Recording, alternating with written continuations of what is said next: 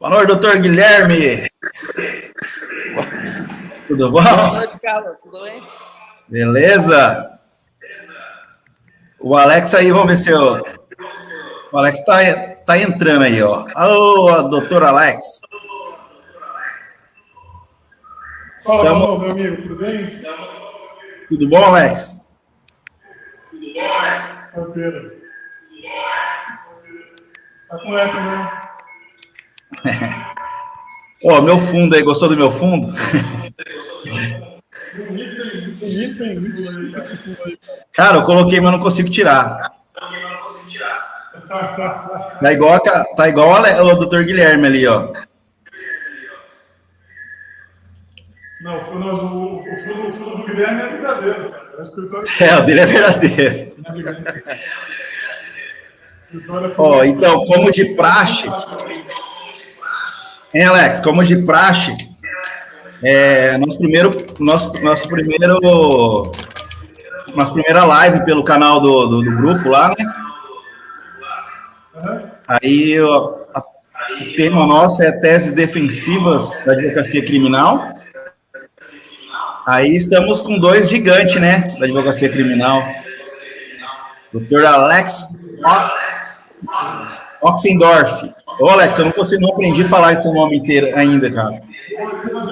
Quase a gente não se fala, né, cara? Quase você não fala comigo, né? Não aprendeu ainda, cara. Vou te explicar mesmo. Tu sabe que eu sou grandão. E Dr. Guilherme Ferreira, dois gigantes da advocacia criminal. E, Alex, faz sua mini apresentação aí, que é grande, e depois do Dr. Guilherme. A apresentação principal, eu acho que é melhor a gente ligar isso. Eu tô pensando o seguinte, eu vou ouvir na outra sala. Vocês estão perto? Estão juntos? Na mesma sala, com as mesmas diferentes. Um minutinho.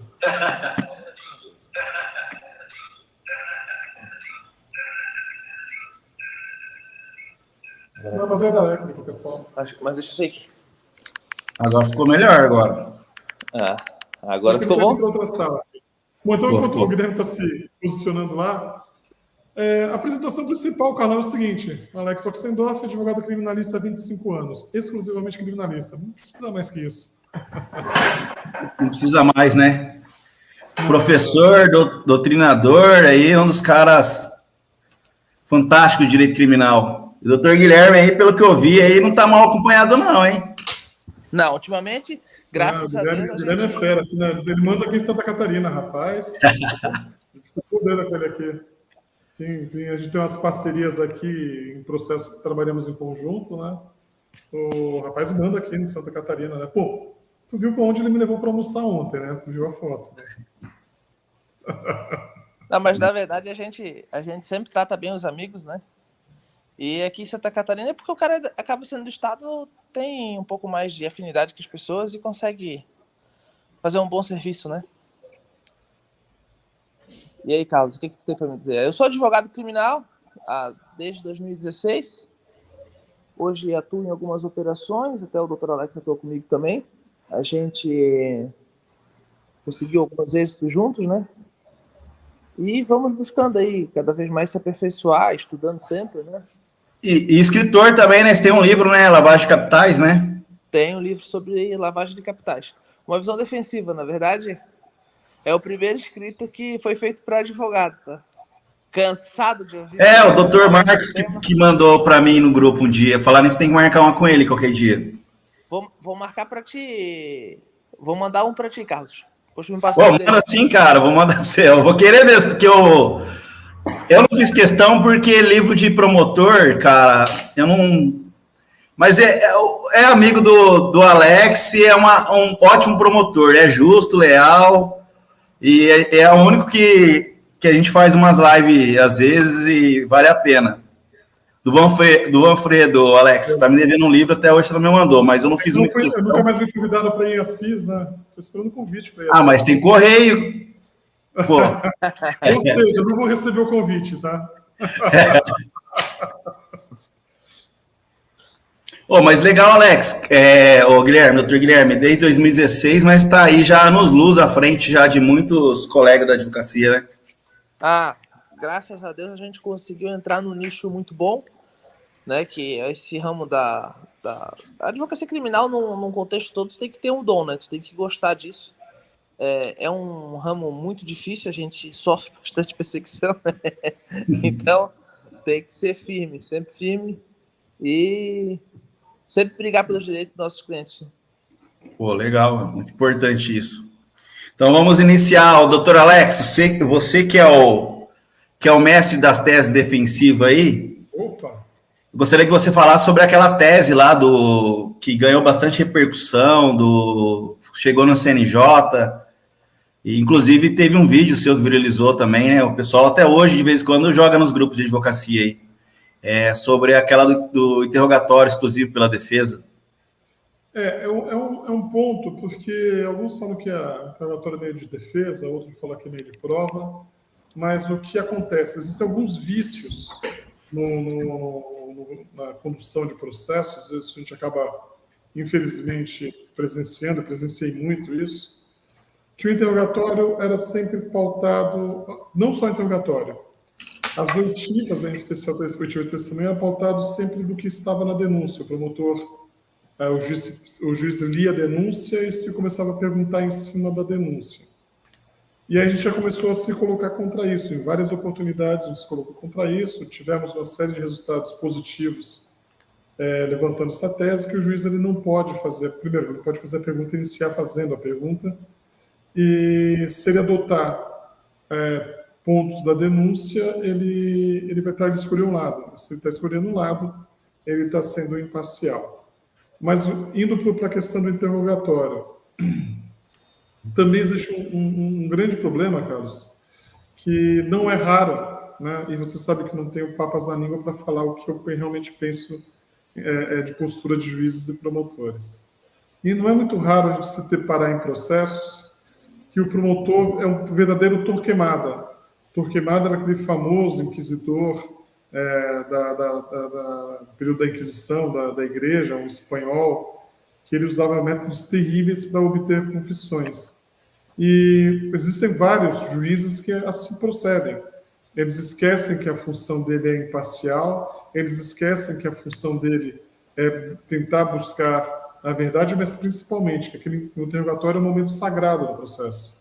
E o que é esse momento sagrado do processo? É quando a pessoa que está sendo acusada, independente da acusação ser justa ou injusta, essa é a regra do jogo, e na democracia tem que seguir a regra do jogo, é o momento que a pessoa tem para poder exercer sua defesa.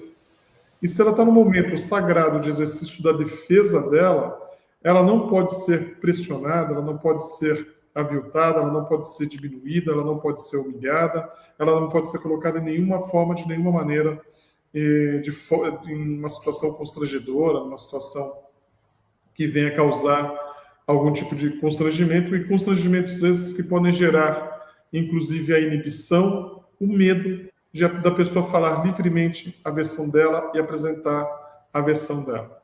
Então, por esse motivo, a gente começou a tomar essa iniciativa. O Mário de Oliveira Filho, o Mauro Otávio Nassif, eles começaram a fazer essa defesa, né, efetiva dessa maneira de ser feito o interrogatório. E aí teve um caso famoso, né, da Sexta Vara Federal de Santos, que eu conheço o perfil da juíza. Esse caso, como você bem disse, parou no CNJ, o STJ anulou o processo inteiro, que eu conhecendo o perfil da juíza, sabendo que é uma juíza que ela é muito dura, muito áspera, ela fica tentando no interrogatório criar pegadinhas. O juiz não pode ficar criando pegadinha contra um acusado. Ela ficava tentando criar pegadinhas para pegar pequenas incorreções para poder aquela pequena incorreção virar grande. E aqui, abrindo parênteses, qualquer versão apresentada em processo, ela vai ser contraditória, às vezes é contraditória, a palavra do réu é contraditória com a própria palavra do réu. A contradição periférica ela é perfeitamente possível. Ou falar sobre fatos periféricos, você ter contradições sobre fato periférico, é perfeitamente possível. O que não pode ter uma contradição em fato central, né? Por exemplo, a última vez que eu fui em Assis conversar contigo, Carlos, E quando você se encontrou comigo, qual era a cor do meu terno? Qual era a cor da minha gravata? Qual era o meu carro? Mas você lembra que eu cheguei de carro, eu cheguei de terno, mas você não sabe. Mas eu estava lá. O ponto central é eu estar em Assis e encontrar com você. Oi? Não estou te ouvindo. Eu lembro que depois que a gente saiu do jantar, você saiu meio que tipo capengando, assim, isso aí eu lembro. Não, isso não. Mas e nesse caso aconteceu, Carlos, da juíza, eu coloquei, já antecipei que só ia responder as perguntas da defesa, e a juíza, ela pulou na hora. Ela pulou e ficou revoltada, e ela acabou, foi uma excrescência jurídica, que ela acabou indeferindo o interrogatório. Quando ela falou indeferir o interrogatório, eu falei, só está indeferindo o quê? Só está indeferindo um rito processual? Porque o interrogatório faz parte do rito processual. Eu falei, só está indeferindo o rito processual? Ela estou indeferindo o rito processual porque isso é inconstitucional, porque ofende o contraditório. Eu falei, não. Pelo contrário, é a preservação do contraditório. O contraditório que ele está exercendo aqui é a defesa da denúncia, que ele responde os fatos contidos da denúncia. Então, a defesa está exercendo, o réu está exercendo o contraditório. O Ministério Público já fez a parte dele, que é ofertar. Agora, o contraditório é exclusivo da defesa. Ela acabou indefinindo o interrogatório, condenou o réu. Nós entramos obviamente, com apelação, mas junto entramos com o HC. Foi para o TRF, por incrível que pareça, o TRF manteve a decisão dela. E aí, quando chegou no STJ, salvo engano, a certeza, o acordo, a decisão foi do ministro Rogério Schietti, e ele liminarmente anulou todo o processo. Tanto que é uma grande honra, o livro do Toron, o mais recente de HC do Toron, quando ele cita a seletividade do habeas corpus, ele coloca o número do habeas corpus, e o habeas corpus que foi o nosso escritório, rendendo as justas e devidas homenagens ao Dr. Renan, que trabalhou muito nesse caso também, mas foi um habeas corpus que, inclusive, está constando no livro do Toron. Então, para fechar essa primeira parte, Palão, um ponto que eu acho importante colocar é que, e eu faço essa sugestão aos colegas advogados, é que quando for realizar o interrogatório e faça a leitura, eu falo da qual é a forma que a gente procede no escritório. Eu pego a denúncia, leio a denúncia parágrafo por parágrafo e eu pergunto para o meu cliente, sobre esse parágrafo, o Ministério Público está acusando você de fazer isso, isso, isso e isso nesse parágrafo. O que o senhor tem a falar sobre isso? Aí o réu responde. Aí eu falo, no parágrafo seguinte, o Ministério Público está falando isso, isso e isso. Como é que o senhor responde? E aí ele responde ponto a ponto, ele faz ponto a ponto a resposta da acusação. Importante mesmo, hein? Muito. E a questão do habeas corpus, vocês precisaram ir para Brasília ou foi. Brasília só.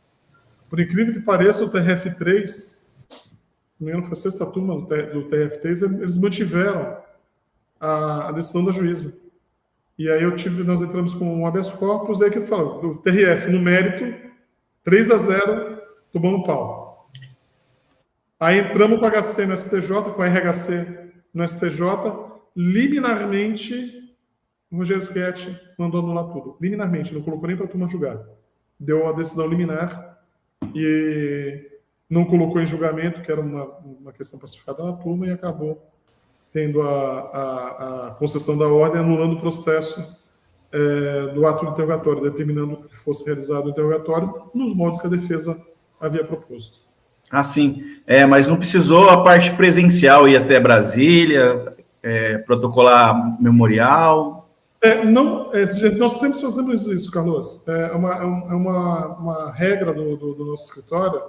Todo ato em segundo grau, STJ, STF, sempre a gente entrega memoriais, sempre nós fazemos a sustentação oral. Ou eu, ou o Renan. Agora também tem um rapaz, que é o Gabriel, que ele também está começando a fazer esse trabalho de sustentação oral. Então, isso é uma regra do escritório. Nesse caso, foi feito de modo virtual o despacho, porque porque a gente estava no período da pandemia. Então não tinha como nós fazermos ficamos 2 anos praticamente isolado, né, dentro de casa, mas ele foi mantido as sessões virtuais, o despacho virtual, e a gente fez tudo isso de maneira virtual. Mas foi feito, sim. Legal, eu passo a palavra para o doutor Guilherme, para aproveitar o doutor Alex aí. Então, doutor Alex, até essa questão do silêncio parcial do réu é algo que a gente está vendo muito hoje, mas os juízes eles já estão começando a aceitar, né? Devidamente, porque acabaram no último ano, acredito que por conta do Covid e as audiências passarem a serem gravadas, e a internet também dá força para nós advogados, nesse sentido, acabou que veio a facilitar essa questão do silêncio parcial. Não sei se essa minha visão está errada, o que o senhor acha a esse respeito? Não, eu concordo contigo, mesmo porque uma leitura, ainda que seja rasa da Constituição, você consegue ver que o silêncio seletivo, o silêncio parcial, ele é totalmente constitucional, não há nenhuma irregularidade, e quem pode o mais pode o menos. Se o acusado ele pode silenciar na totalidade, ele pode silenciar em parte. Ele pode selecionar a parte que ele quer falar e a parte que ele não quer falar. E mais ainda, ele pode selecionar a quem ele vai responder. E é muito simples. Essa história que o promotor é fiscal da lei, que é o promotor de justiça porque ele promove a justiça, é tudo balela. Isso. Quem vive a advocacia criminal na prática sabe que isso não acontece, excetuando alguns promotores e, infelizmente, a minoria. Mas a sua grande maioria, eles fazem aquele papel de faz a acusação, a pessoa que se vire para responder o seu processo criminal. E e muitas das vezes, eles fecham o olho para a corrupção da polícia, eles fecham o olho para a arbitrariedade da polícia, muitas vezes o próprio GAECO comete irregularidade, comete ilegalidade, e aí é onde vai ficar o fiscal da lei? Quem vigia o vigilante? Quem toma conta do fiscal? Quem vai tomar conta do fiscal normalmente é o advogado, é a gente que faz essas postulações batalhando muito. Então, essa mudança que teve, porque eu acredito que tenha acontecido o seguinte, começou a ver os tribunais, que o STJ começou a aceitar, né? O STJ começou a aceitar, e aqui fazendo um outro parênteses, por exemplo, o doutor Nassif foi o primeiro que conseguiu num caso que eu estou atuando junto com ele, inclusive, foi exclusivamente o Nassif que obteve essa vitória, do réu foragido ser interrogado, entendeu? Do réu foragido ser interrogado. Então, as coisas começaram a você ver que o direito que tem que ser preservado de qualquer forma. A pessoa não tem a obrigatoriedade de se apresentar para responder uma ação penal. Ela constitui um advogado para fazer a sua defesa se ela está demonstrando o querer de se defender. Se ela está mostrando o querer de se defender, obviamente ela tem que ter o direito de ser interrogada, ainda que seja foragida. Né? E aqui fechando parênteses nessa questão. Então, eu acredito que com essa publicidade que foi dada nesse caso que a gente atuou e outros casos que vieram depois, e o STJ colocando de uma maneira bastante clara que pode sim haver o silêncio seletivo, que ele não é completamente legal, é completamente constitucional, eu acho que isso acabou os juízes de pisos inferiores, né, em especial primeiro grau, eles começaram a aceitar melhor essa linha defensiva.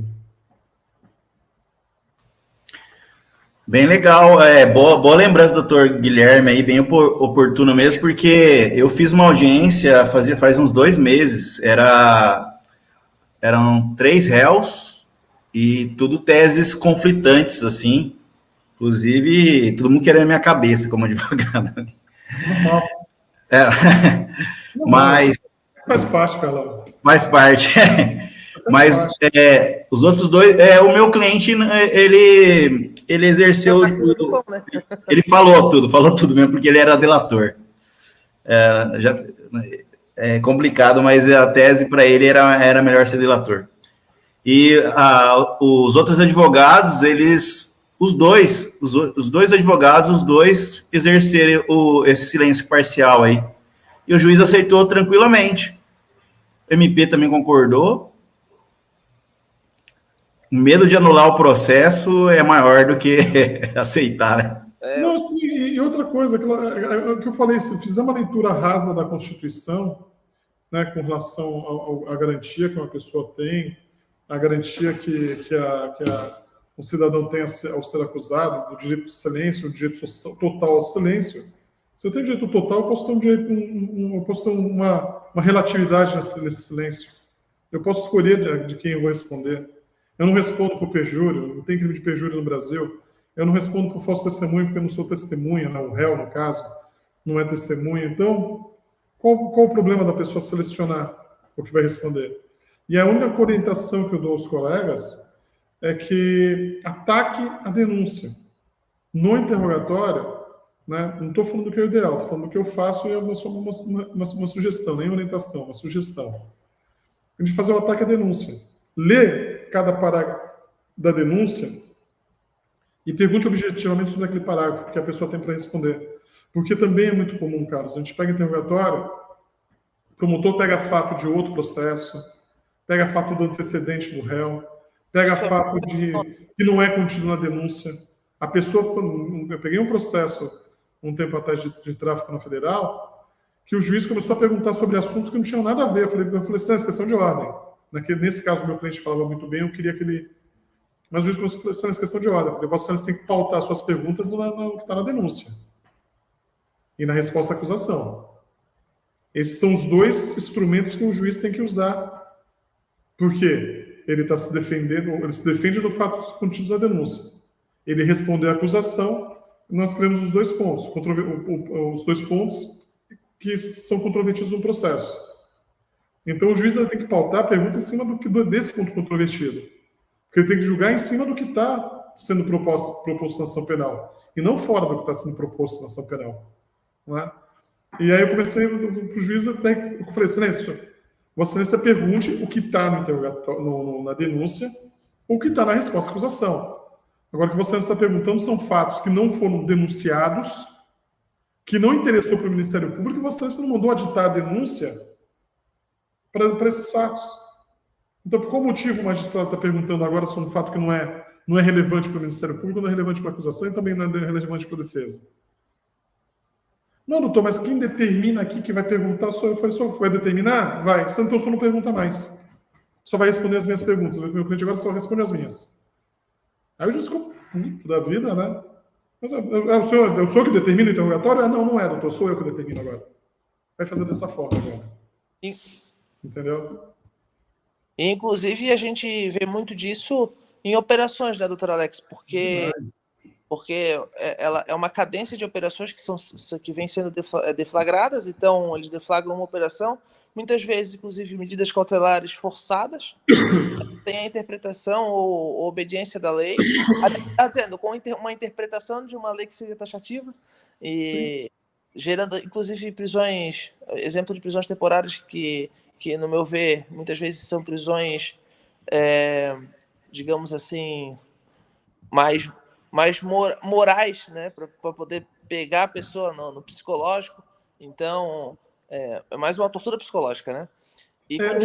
O problema que a gente olha, Guilherme, é que a prisão temporária e a prisão preventiva, muitas vezes, ao invés de elas serem projetos, a primeira, elas visarem a apuração de um crime, que é a prisão temporária, ou a preservação da ordem pública, os requisitos do artigo, os requisitos da prisão preventiva, elas estão sendo utilizadas muito, principalmente nas grandes operações, como objeto de pressão para delações. Prisão psicológica. Isso é muito sério, isso é muito grave, isso é antidemocrático. Né? Isso não é um Estado democrático de direito, não pode ter um Ministério Público e não pode ter um juiz que a gente vê na Lava Jato que aconteceu, isso é público e notório, todo mundo viu, que é o mandado de prisão temporária, o mandado de prisão preventiva, a prisão sendo estendida para abrirem o leque, né, para jogar igual aquela pescaria de tarrafa, não sei se tem aí, Carlão, no interior.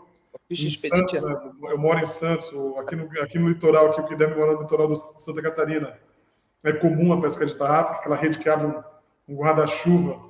Pegando camarão de arrasto. Faz isso, o juiz aceita, pegando inclusive familiares. Familiares que têm absolutamente nenhuma relação com o fato investigado, mas eles pegam para quê? Para criar pressão no principal alvo, se sentir pressionado e fazer a delação para tirar os familiares. Isso é um modo de tortura. Isso é um modo de falta de civilidade. Isso é um modo que a gente ainda vive numa república de bananas. E um outro ponto para complementar essa minha ideia, se vocês me permitem, é que isso incomoda tanto o judiciário e a gente vê claramente a aversão que eles têm de um direito de um processo penal mais garantista, é que nós vemos, por exemplo, a questão do juízo das garantias, que não anda. Está engavetado lá no STF e aquilo ali não anda. E o Carlão sumiu. Está engavetado no STF e não anda. Né? Achei que tinha engavetado o Carlão. É uma verdadeira excrescência. Ó, um minutinho só, vou ver um negócio aqui, rápido. Achei que tinha engavetado o Carlão. Eu achei que o Carlos estava engavetado. Na hora que falasse do e só para aproveitar que o Carlos está fora, em que a gente fica batendo papo, vamos falar mal dele? Vamos falar mal dele que ele está longe. Vamos falar mas, Guilherme, e aí o que acontece? Eles pegam um juiz, fica um ano e meio, 2 anos participando da investigação, deferindo busca e apreensão, deferindo interceptação telefônica, deferindo prisão temporária, ouvindo uma série de pessoas, deferindo busca e apreensão, determinando o que pode e o que não pode e tal. E esse contato com o procurador da República, com o Ministério Público, com os delegados, com os investigadores, esse contato próximo. E aí cria, por 1 ano, 1 ano e meio, 2 anos, 2 anos e meio, aquela proximidade em cima dessa investigação. Aí o Ministério Público oferece a denúncia. O juiz que deferiu 2 anos, por 2 anos, ele ficou definindo tudo que o Ministério Público queria, que a polícia queria. Ele vai agora na fase processual desdizer o que ele disse no inquérito? Ele já acabou, a questão da imparcialidade exigida pelo juiz já foi para o espaço há muito tempo. Esse juiz não pode ser o mesmo juiz que vai julgar. E aí o que acontece? Tem lei que determina isso, e aí o STF, não lembro se é o Fux ou o Fachin, acabaram, foi um dos dois, acabaram engavetando, e essa parte da lei não entrou em vigor porque tem uma ação do STF, eu não lembro a denominação da ação, que acabou suspendendo a eficácia dessa parte da lei. Ou seja, a gente continua numa república de bananas. A gente continua numa república de bananas, porque a disparidade que tem entre o Estado, entre os órgãos públicos, entre o Ministério Público, entre a Polícia Federal, a Polícia Civil, a disparidade é absurda em relação à defesa. A defesa, ela simplesmente se socorre do que está na lei. E aí, quando vem a lei para tentar equilibrar, o próprio STF dá uma maneira de continuar mantendo essa desigualdade. É isso aí. Inclusive, a gente percebe também com o desmembramento de operações, doutor Alex, e essa cadência de operações que vem sendo deflagradas, que com as denúncias simultâneas, aquela questão que o doutor mencionou de perguntas que são feitas de outras denúncias naquele processo, isso é super comum. E a gente precisa trancar isso, porque se é cindido os processos, ou se eles foram feitos em momentos distintos, existe até uma questão de cerceamento de defesa, onde é falado de pessoas naquela ação penal, em que que elas não estão ali, não é presente nem elas, nem o advogado delas. Eu tive uma operação grande em Santos que aconteceu isso. Tá? O processo foi dividido em 5 partes, e nas 5 partes eles perguntavam da mesma pessoa. E é incrível isso aí, e a gente tem que brigar, tá? Não era o meu cliente na época, mas eu fiz constar e fiz cessar as perguntas. E isso reflete, Guilherme, uma coisa que obrigatoriamente o advogado tem que passar, que o advogado tem que ter conhecimento e coragem. Ele não pode, o advogado, ficar intimidado de uma audiência, de levantar a questão de ordem, de ter um enfrentamento com relação a essas matérias, a esses questionamentos. Mas, para isso, o advogado ter essa coragem de fazer, que às vezes a pessoa tem a coragem e não tem o conhecimento. Por isso é essencial a pessoa estudar, a pessoa se informar, fazer curso, ouvir, bater papo com os colegas, né? Ter essa iniciativa que o Carlão tem de tentar fazer a distribuição de conhecimento. Lá no meu canal no YouTube, eu sempre termino o vídeo falando: transforma conhecimento em justiça, né? porque é através do conhecimento que você consegue transformar as questões para ficarem justas, né? Até você criar justiça. Eu acabo, infelizmente, vendo, a gente pega processo que já veio de outros advogados, obviamente não vou ficar citando o nome de nenhum advogado, que você vê várias questões durante o processo que deveriam ter sido levantadas e não são. Aí o advogado cai naquela velha história de não querer ficar com o juiz chateado, porque às vezes de uma cidade pequena o juiz vai ficar marcando ele, que não é legal, que não é bacana, ou fica com medo, ou fica inseguro. E a primeira coisa que tem que ter, uma vez eu fui interrompido por um juiz, e eu comecei a quebrar o pau com o juiz no júri, que a princípio era próximo meu. E eu estava no começo de carreira. Eu tinha 2 anos de advocacia. Eu estava no comecinho da carreira. E aí o juiz virou assim, no final do júri, eu tinha lido a sentença, tudo, ele pegou a palavra e virou assim, não, doutor. Aí ele falou assim, não sei se falando a verdade ou não, ele falou, doutor, o senhor é brilhante, mas o senhor tem que aprender que os clientes passam, juiz, promotor e advogados ficam. E ele, quando foi falado, eu atravessei que advogado tem o seguinte, a bola pingou, chuta, né? É igual centroavante. Centroavante, a bola pingou na frente do gol, ele dá de bico, dá de canela, faz alguma coisa, mas ele joga a bola pro gol. Aí quando a bola pingou, eu falei, silêncio, é o seguinte, pro senhor falou que os advogados ficam, né? Eu tenho que ter postura de advogado. Eu tenho que ter uma postura de advogado. E essencialmente, o advogado tem que ter uma postura de enfrentamento. E toda vez que um direito meu, um direito do meu cliente for violado, eu vou ter esse enfrentamento. A juiz fechou a cara, está encerrada a sessão, fechou a cara, ficou uns 3, 4 anos sem me dar nem bom dia, também para mim foi indiferente. Mas hoje virou amigo, né? Hoje virou amigo. Voltou a ser amigo, voltamos a ter amizade. Então, não pode ficar com esse pensamento, falar, olha, mas o juiz vai achar ruim, dane-se que vai achar ruim. Mesmo porque, o que acontece? Até para você ganhar o respeito profissional, você tem que ter esse tipo de postura, você tem que ter esse tipo de comportamento, e você tendo esse tipo de postura, você passa a ser respeitado. Respeitado. E Maquiavel falava, se não me engano, era Maquiavel que falava isso. Entre o amor e o respeito, prefiro o respeito. Entre o amor e o temor, prefiro o temor. Né? Porque o amor pode ser efêmero, passageiro, e às vezes o temor é mais... Não é temor no sentido físico, né? Mas a pessoa tem o respeito, tem o temor de ter um enfrentamento, de fazer coisa errada, porque sabe que se fizer coisa errada na sua frente, você vai tomar esse tipo de postura. Então, o advogado tem que criar essa imagem de que se for acontecer alguma coisa errada, a pessoa vai pensar 2, 3, 4, 5 vezes antes de tomar algum tipo de atitude. Por exemplo, o juiz tomar um tipo de atitude que seja mais tranquila para ele tocar um processo, as coisas ficarem mais tranquilas, ficarem mais fáceis para ele no dia a dia do trabalho dele. Pouco importa, eu tenho que fazer o meu trabalho. Se for facilitar ou se for melhorar o trabalho dele, não me interessa. Me interessa o meu trabalho.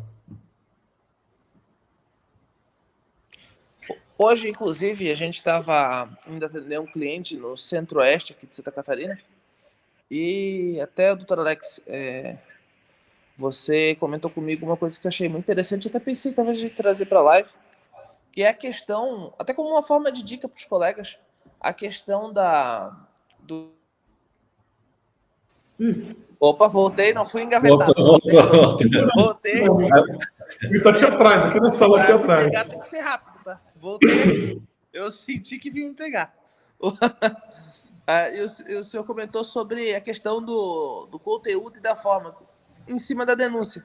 Que os colegas se preocupam muito em discutir fatos, né? E a maioria dos processos, a gente precisa discutir fatos.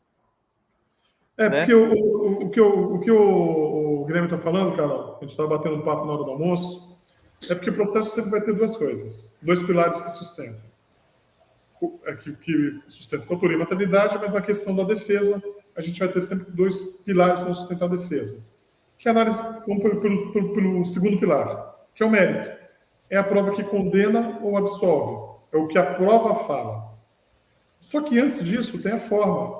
Como é que essa prova do mérito que condena ou absolve, ela chegou no processo? E ela tem que seguir uma formalidade essencial para ter validade o ato.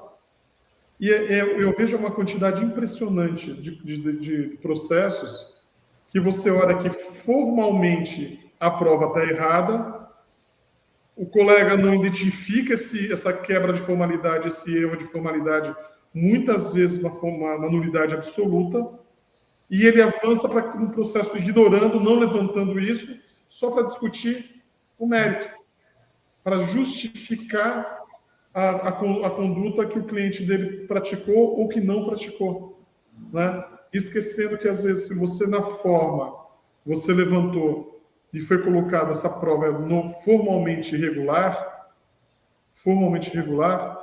ela não vai fazer efeito no mérito, porque ela sequer vai ser discutida como prova de mérito. E muitas vezes, processos, a gente tem a defesa, principalmente em grandes operações, a defesa é quase que exclusivamente sobre forma, e não sobre conteúdo da prova. Então, um toque para os colegas para se atentarem a isso, né? Olhar o processo é igual quando vai ver um laudo, né, de balística, um laudo de medicina legal, um laudo de droga, um laudo de arma. Não é só ler o que tem no laudo, tem que enxergar o que está no laudo. Para saber o que tem, como é que eu consigo impugnar, se foi feita a perícia da maneira correta, se a formalidade dentro da perícia está correta, para ver se essa perícia, por exemplo, estou dando um exemplo de perícia no caso, se aquela perícia tem validade para fazer efeito no processo. Porque se ela não tiver validade, ela tem que ser nulificada, desentranhada, não vai gerar nenhum tipo de efeito, né? E, infelizmente, muito colega que não acaba nem passando perto disso, né? Passa muito batido, né? É verdade. Pô, legal mesmo, Alex. Essa parte, esse ponto aí. Não tenho nenhuma resposta para isso. O que você anda perguntando aí, Carlão? Cara, não sei. Que pergunta que essa moça respondeu, hein, Carlão? Ô, Alex, aproveitando também, essa questão do interrogatório parcial aí, você usa em todos os casos? Quais os casos? Qual o momento? Eu vejo muito o perfil do juiz, do promotor e do réu. Tá?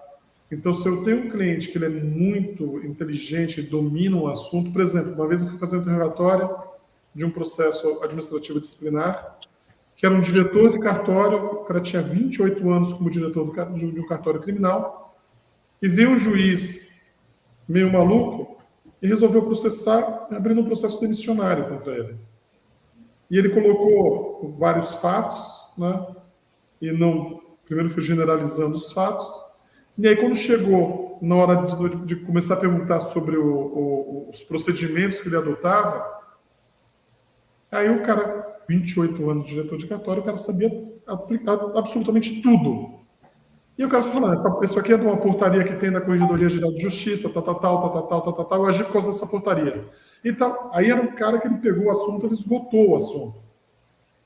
Aí, dependendo do perfil do cliente, mas e da pessoa que está inquirindo. Então, por isso passa uma análise de você conhecer quem é um promotor, quem é o juiz e saber bem como é seu cliente. Por exemplo, se o seu cliente é um cara muito emocionado, é um cara que, se provocado, reage de um jeito inesperado, você não vai deixar o inesperado acontecer. Você vai pautar e você vai conduzir, literalmente conduzir, o seu cliente, a postura que o seu cliente vai tomar no interrogatório. Então, depende muito do perfil de todo mundo. É uma análise de perfil de todos esses atores, né? Assim, e a parte extrajudicial, na parte policial, já fez isso já? Várias vezes. Inclusive, na parte extrapolicial, e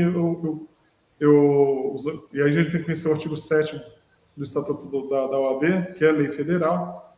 Eu, inclusive, primeiro que em tudo em delegacia, Carol, eu vou, por exemplo, o pessoal do escritório ele vai ter acesso ao inquérito, eu mando peticionar o acesso e que certifique as páginas que nós tivemos acesso. Por quê? Se meu cliente for ouvido no inquérito policial, é do que a defesa dele teve ciência e não do que está na gaveta do delegado.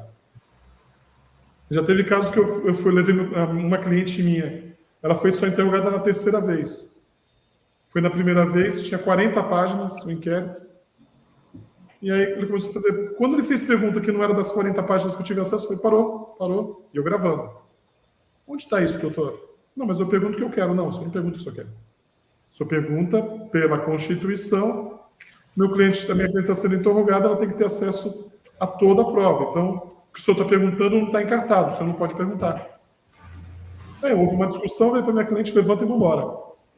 Aí levantou, aí fiz uma nova petição, informei a Corregedoria da Polícia Civil, informei o onde estava tramitando, o juiz que estava tramitando o inquérito. Aí ele marcou novamente, fez a mesma coisa. Ele achou que eu ia fazer a segunda vez. Eu fiz. Aí na terceira vez ele colocou tudo ali e foi interrogar minha cliente. E aí na hora ele falou, doutor, o senhor é filho único? Ele foi fazer uma brincadeira, né? Eu falei, por que, doutor? Não, só queria saber se o senhor é filho único. Eu não sou filho único, eu tenho 2 irmãs, né? Mas eu falei, sou filho único, doutor, por quê? Ah, logo vi, doutor. O senhor é mimado, né? O senhor tem que fazer o que o senhor quer, do jeito que o senhor quer, eu sou meio mimado, né? Eu falei, eu vou fazer a mesma brincadeira contigo, doutor. O senhor não é filho único, o senhor tem mais irmãos, né? Por quê? Eu falei, o fato de eu ter sido filho único me deu condições... Mentira, eu fui policial, tive lotação, fui carreteiro. Deu condições do meu pai me dar suporte para eu poder ficar estudando e exercer minha profissão com tecnicismo. Não aconteceu isso com o senhor, né? Aí o delegado fechou a cara, foi para lá, sumiu uns 10 minutos, depois voltou com a cara fechada, vamos continuar o interrogatório. Acabou, entendeu? Boa, Alex, foi bom até no contraditório da piada.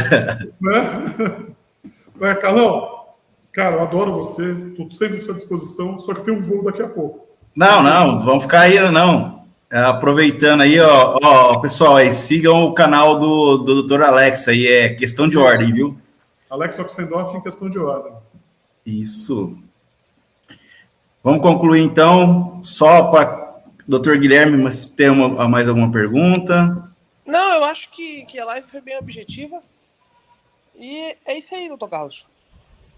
Bem objetiva dentro do voo do Dr. Alex, né? Porque senão, a primeira live que nós fizemos, a mãe dele, a esposa dele lá, pelo amor de Deus, para, a minha namorada também para, ninguém mais aguentava.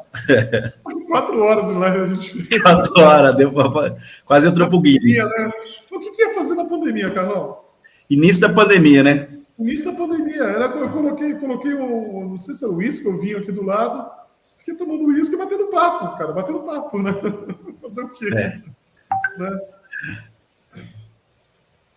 Mas é isso, Alex. Só fazer a conclusão aí e vamos que vamos. Carlão. Obrigado. Eu sempre em pé e ordem para você. O que você precisar, à tua disposição. Vamos bombar esse canal do Garantismo Penal. Isso que você faz, esse trabalho que você faz no garantismo, é muito importante, porque de 1 em 1, de 2 em 2, 5, 10 em 10, 100 em 100, a gente começa a ter uma mudança de postura no direito brasileiro, mas principalmente na advocacia brasileira. A gente vê que a advocacia, óbvio, é uma profissão como todas as profissões, tem uma série de profissionais com desvio de caráter, desvio de conduta, profissionais que não são preparados, profissionais que não sabem exercer a atividade, mas isso que você faz é importante porque é distribuir conhecimento, né? E conhecimento, a gente sabendo usar, ele traz justiça.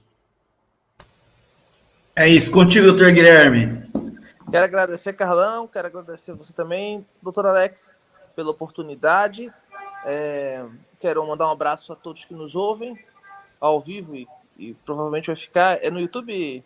Isso, vai ficar gravado, depois eu passo o link. Perfeito. A todos que verem a live futuramente. E espero em breve poder participar e vamos falar também sobre o tema de lavagem de capitais. Opa, tá convidado para a próxima agora, hein? Teses defensivas, grandes operações. Tá? Gostaria que o doutor Alex participasse. Também. Perfeito? Vamos marcar para a próxima, já inclusive lavagem de capitais. Eu vou fazer uma prova da CPA 20 da Ambima, cai. Já vou aprendendo mais ainda. Me manda teu código postal que eu vou enviar o seu livro. Mando sim, doutor Guilherme, obrigado. Agora, se aproveitando, agradeço doutor Alex, doutor Guilherme, pelo aceite aí, pelo show que deram no canal aí, vai ficar gravado, muitas pessoas vão aprender. Reitero para seguirem o canal do Dr. Alex, questão de ordem do Alex Oxendorf. E aproveitem aí o conteúdo, comentem, e vai ter muito mais conteúdo. Quarta-feira que vem, eu, Dr. Alex, se o Dr. Guilherme quiser entrar também para fazer, está convidado, quarta-feira que vem. 19h30, com o doutor Matheus Moro, que é um defensor público de São Paulo. Ele é de Santos também, né, Alex? Sim, de Santos. Santos, ele tem um trabalho fenomenal, ao meu ver, assim, pessoas, né, que têm sistema penitenciário e ações, tanto civil quanto criminais, dentro do sistema penitenciário. Eu acho que é uma das pessoas que mais entende sistema penitenciário, sobre mazelas do sistema penitenciário, coisas assim, ele vai dizer coisas assim que a gente só vê em livros, ou nas perícias que eles fazem lá, que eles têm as perícias da Defensoria Pública de São Paulo, o núcleo, e é importante a gente ter esse tipo de diálogo no canal também. Legal. Só para concluir, fora Bolsonaro. Fora Bolsonaro e boa noite. E vamos que vamos. Carlão, te aguardo para o almoço aqui em Santa Catarina. Tá? Pô, não fala isso não, que eu já tô indo, hein? Eu vou te levar para almoçar com o pé na água dessa vez. Tá aqui. Pô, fechado. A próxima vez o Alex vai de carro, vai passar aqui me pegar e a gente vai todo mundo, em família. Fechou. Legal. Beleza, obrigado. Abraço para quem está ouvindo aí, comentem depois, assistam na íntegra. Valeu, pessoal. Abraço, até mais, tamo junto.